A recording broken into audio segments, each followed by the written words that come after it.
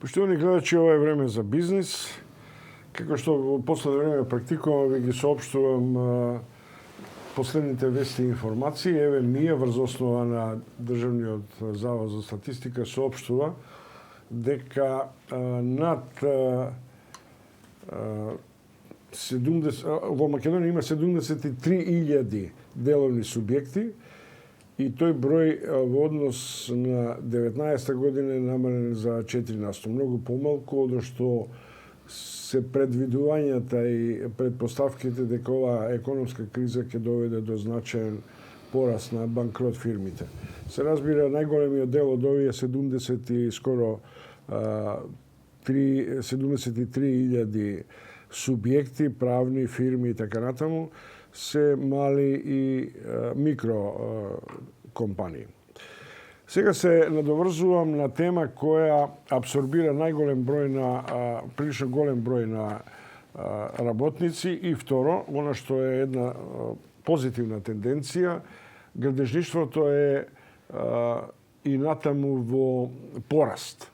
Во онаа смисла во која има два критериума. Прво, поради пандемијата има значаен пат на економските вредности, градежништвото ја одржува и во вакви услови својата динамика, таа не е многу претерано позитивна, но во секој случај не е минусна.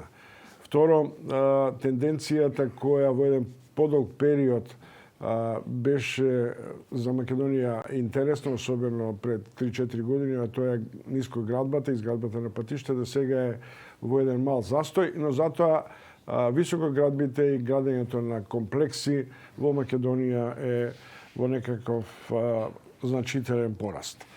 Мој гостин е Салим Хасани, собственик на компанијата Модин, градежна компанија, подпредседател на комората на Северо-Западна комора и председател на градежната комора во овој дел, групација во овој дел на коморите.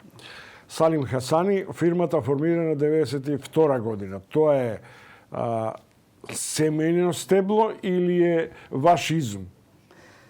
Па тоа е моја фирма. Така, со мои студентски инспирации и во времето кога се спремивме за струката, не ни беше јасно дали ќе бидеме во приватен сектор, дали ќе работиме негде, пошто не беше тоа време баш јасно, но моја идеја беше како да дојдеме овие знаења и тие инспирации што ги имав, како да ги оствариме на дело. И прв чекор така се створија приликите, ја основи фирмата и почнавме со градба во тој период. Добро, овде меѓу овие во регистратурата на 100 компании членки на најголеми членки на Северо-Западна комора, ве гледам во еден дел каде што припаѓате меѓу првите 20, а то во однос на инвестиции. Вие инвестициите ги насочувате исклучиво високоградба, не се занимавате со нискоградба? Не, ние исклучиво сме во високоградба во секторот на инвестициите. И сега нешто почнавме и енергетика. Имаме инвестиции во две мали хидроцентрали преку една ново основана фирма, не преку Модин, но... Дали се овие шарпланинските каде што има гнев и не, таму нема тамо, тоа е во речица, тоа нема тамо гнев, но тоа е сега. Салим Хасани, како ја оценувате состојбата со градежништвото и со оглед на тоа дека сега една нова тенденција на модерна градба, на еколошки заштити, на комплекси кои се практично еден модел на стан во куќа, стан во зграда и во комплекси. Како во едно телевизиско интервју забележав да се живее во папучи. Па тоа е сега еден модерен тренд во големите градови, кај што животот станува стварно проблематичен. Големи градови, големи, цел време треба по јавни сообраќај или по патишта да се помине. И сега е многу квалитетно да се живее у еден објект кој што ќе ги има скоро 90% од потребите за живење што ги има една фамилија. И сите проекции така се прават за да може и да живее и да си ги исполнува сите социјални потреби и сите нормални животни потреби фамилијата. Така да тоа е едно многу економично живење, практично живење со многу голема содржина. Тоа е ваше комплексот, пошто некаде ќе предполагам дека одите во правец на Бутел, пред подвозникот веќе имате изграден, градежно е обработен објектот Моди. Колку квадрати има, за колку станови се работи, комплексноста на интеракцијата на зелените појаси, социјалниот живот со стамбениот простор, како е решен? Па тамо локацијата ни беше добра. Тоа е прв предуслов за да направиме нешто вакво. Имавме комоција, имавме добра урбанизација на тој дел, со добри пристапи и тамо направивме едно проектно решение кое што ги содржува сите овие аспекти за кои ми еве долго време сме, скоро 30 години во градежништво, но не ни се даде таква прилика негде друго да се искажеме и тука дојде правиот момент со нашето искуство, со нашата инвестицијски потенцијал и долго време го испроектиравме. Имавме малце и комоција во време и направивме проект кој што сметаме дека ги задоволува сите овие аспекти.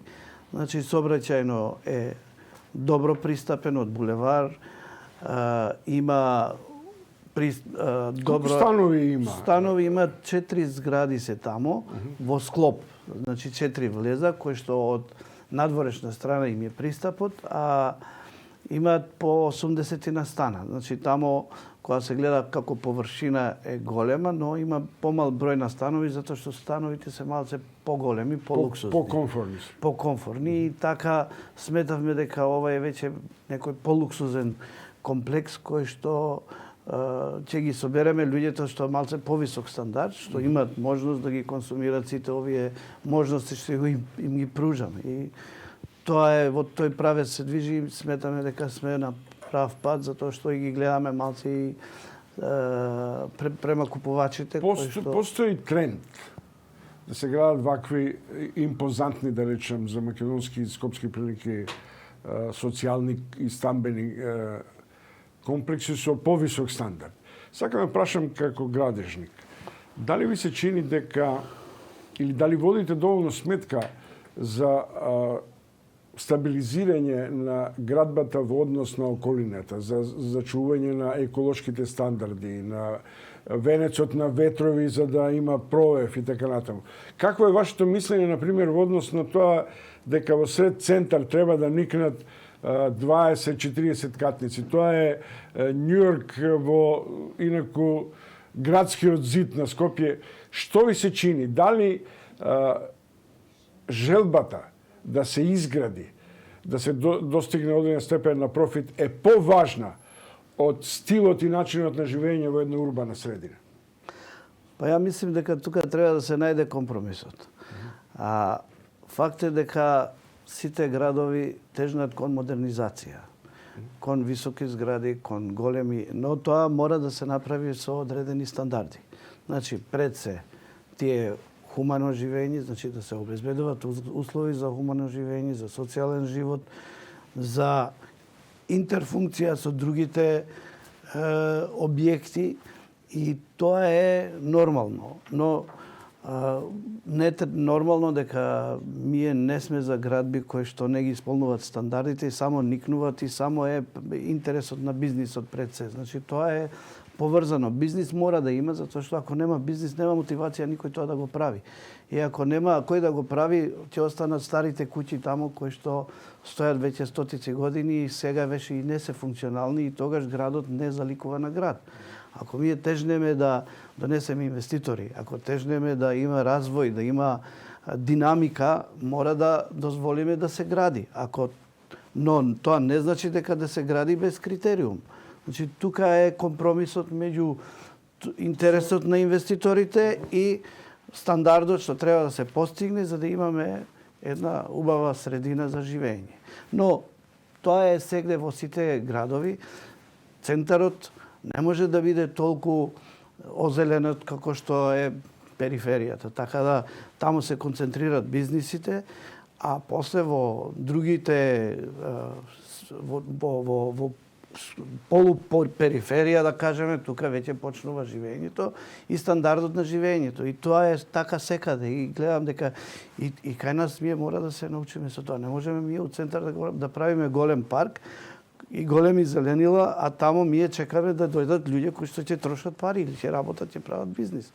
А за живење ќе створиме такви зони кои што ќе бидат многу стандардни, ќе имаме комоција за градова и токму овај проект ние што го правиме во тој правец. Малку и не се согласувам затоа што големите центри каде и да одите имаат свој зелени оази токму во центрите. Сакате од Манхетен, Њујорк, сакате во Лондон, Париз, тоа е дел на урбаното живење. Тие не се уништуваат.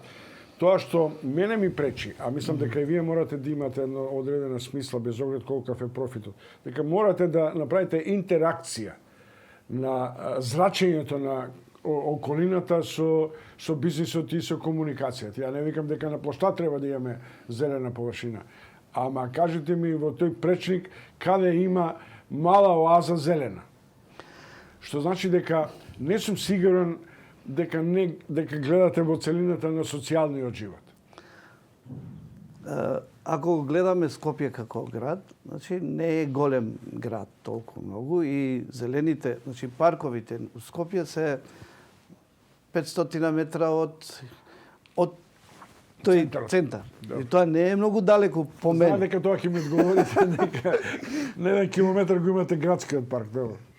Така да има и плюс кејот на реката е така еден елемент кој што го дополнува тоа што фали, но јас сум за тоа и едно и друго, значи не едно без друго и да се најдат сега модерната архитектура има решение за све.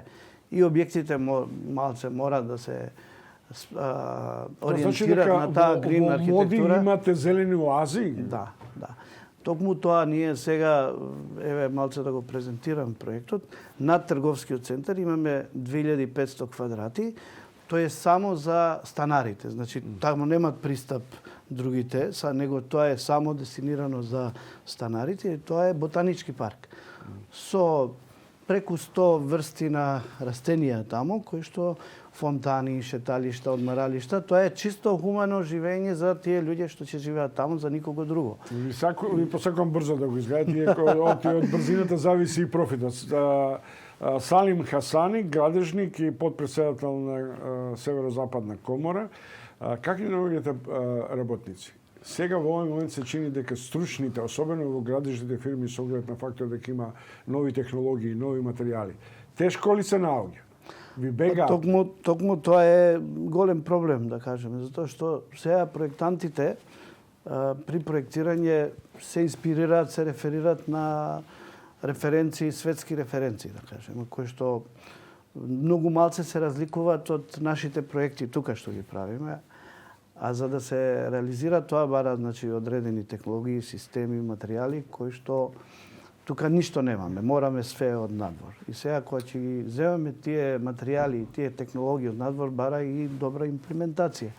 И тука добрите работници што што се учат за да ги практикуваат тие материјали, брзо ни бегаат, затоа што ние не може да ги задржиме како општество и си бегаат и си остануваме да работиме со некоја полустручна работна сила. И тука има одредени проблеми и тоа мора да се надополнува и ги качуваме и платите. Тоа е тоа. Сега мора да ги задржиме и не може тој објект да се направи со неквалификувана работна сила. Салим Хасани, модинг, подпредседател на комората на Северозападна комора. Да ве прашам, вашата фирма требаше да го заврши проектот на студентскиот дом во Тетово, која би била логистика за Тетовски универзитет, предполагам и за Вандерштвојде. До кај стигнавте, со оглед на тоа дека таму имаше прилично турбуленции околу забавено висината на инвестициите? Тука ние како изведувачи многу сме немоćни да го диктираме тоа темпо. Значи, нашиот дел од работата си е направено на време и квалитетно. Имаше тамо проблеми со начинот на водење на инвестицијата од страна на Министерството за образование, тоа пред 4 години, дека беше почнат таа инвестиција со идеен проект. Безглавен проект. Безглавен проект. Тоа фино, таа класична И тоа, ама проблемите се сега, и тоа сега одат на товар на изведувачите, на жалост, затоа што сега сите кон нас гледа дека ние го градиме објектот, а реално ние не може да ги решаваме. Тука има проектанти, има институции што ги водат, и кога доаѓа кај нас редот, кај нас се спроведуваат сите најстроги мерки со гаранции, со све, да не касниме нити еден минут, што се вика. Но ние не може да ги решаваме тие проблеми од проектот, затоа што кога е направен тендер со идеен проект, а се реализира со основен проект кој драстично се разликува од идејниот проект, и ние не може да направиме нешто што не е предвидено. А ваму имаме друго предвидено, за реализација се бара друго. Тоа мора Министерството да направи нови тендери со Законот за јавни набавки, и тоа го комплицира. И ми имаме чести застои токму ради тоа, не ради нас како изведувачи, затоа што наш интерес е 4 години тој проект, тој договор е направен, и сега го работиме со некои цени од пред 4 години. Каснењето не ни оди во прилог, така да не е до нас тоа. Салим Хасани, подпредседател на Комората на Северо-Западна Македонија. Благодарам што бевте гости во утрински брифинг. Кратко, немаме многу што да прикажуваме, иако можам уште многу понезгодни прашања, но ова е време на информација, не е време на дебата. Ви благодарам уште еднаш што бевте гости. Благодарам и на поканата, и ние сме отворени и за тие жешките теми да разговараме. Стигнат на ред, ќе разговараме за това. Повелете, добро дојдени сте секој.